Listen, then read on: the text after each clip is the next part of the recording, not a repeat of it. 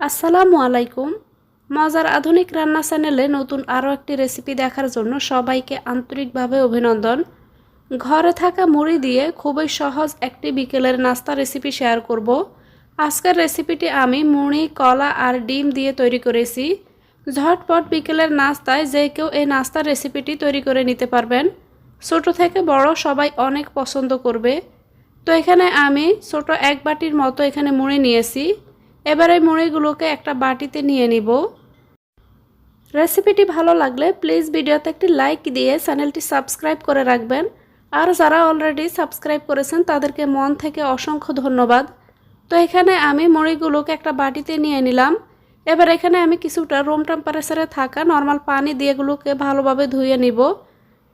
তো এভাবে হাত দিয়ে 1 থেকে 1.5 মিনিটের মতো এভাবে পানির সাথে খুব ভালোভাবে মিশিয়ে এবার পানিটাকে খুব ভালোভাবে জড়িয়ে আমি মুড়িগুলোকে তুলে নিব।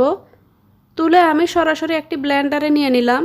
সাথে দিয়ে দিয়েছি এখানে 2টি ডিম, আধা কাপ পরিমাণ চিনি এবং বড় সাইজের একটি পাকা কলা। তো এখানে কলাটাকে আমি ব্লেন্ডারে নিয়ে নিচ্ছি। এবার দিয়ে দিব আধা কাপ পরিমাণ লিকুইড দুধ। এখানে আমি কাঁচা দুধটা ব্যবহার করেছি। এবার এই সবগুলো উপকরণ খুব ভালোভাবে ব্লেন্ড করে নিব। ব্লেন্ড করে একটা বাটিতে নিয়ে নিলাম।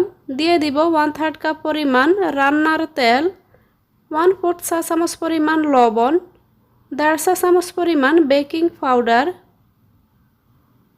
সাথে দিয়ে দিচ্ছি এখানে ময়দা। প্রথমে এখানে আমি 1 কাপ পরিমাণ ময়দা দিয়ে দিয়েছি। তো এখানে ময়দাটাকে আমি এভাবে সেলে নিব। সাথে দিয়ে দিব এখানে 3 টেবিল চামচ পরিমাণ কোকো পাউডার। হাতের কাছে যদি কোকো পাউডার না থাকে তাহলে আপনারা কোকো পাউডার ছাড়াও কিন্তু রেসিপিটি তৈরি করে নিতে পারবেন। কোকো পাউডারটা কিন্তু অবশ্যই সেলে নেবেন, না হয় কিন্তু এগুলো এখানে লাম্পস তৈরি হবে। তো খুব ভালোভাবে যদি এখানে কোকো পাউডারটাকে সেলে নেন সেই ক্ষেত্রে এই ব্যাটারটি কিন্তু অনেক বেশি স্মুথ হবে। তো এই সবগুলো উপকরণ এবার আমি খুব ভালোভাবে মিশিয়ে নিব। সবগুলো উপকরণ খুব ভালোভাবে মিশিয়ে আমি এরকম ঘনত্বের একটি ব্যাটার তৈরি করে নিয়েছি।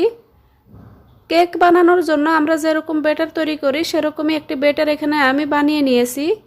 এবার এখানে আমি কেক বানানোর বাটি নিয়েছি। এখানে কিছুটা তেল ব্রাশ করে নেব।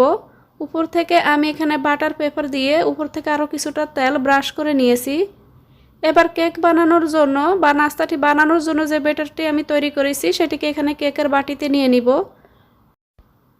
তো এখানে সম্পূর্ণ মিশ্রণটাকে আমি বাটিতে নিয়ে নিলাম। নিয়ে এভাবে 2 থেকে 3 বার এভাবে ঝাঁকুনি দিয়ে এটিকে সেট করে নিব।